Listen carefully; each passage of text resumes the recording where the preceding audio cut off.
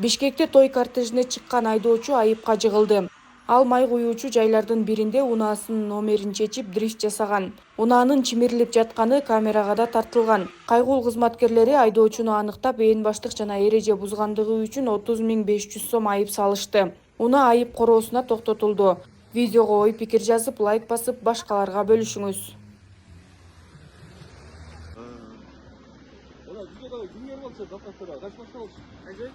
Автохулиганство.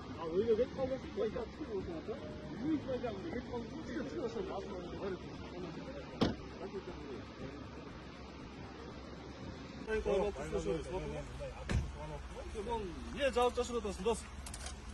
Тиги машинадан бери эмне жауап жашып отырсың? Кайсы болду?